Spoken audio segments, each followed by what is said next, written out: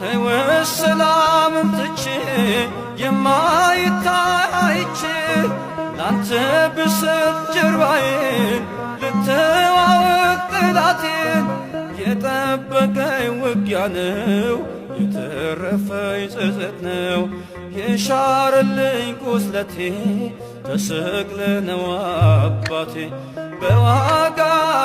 ገዝተኸኛልና ስለኔ ደም ከፍለሃልና በዋጋ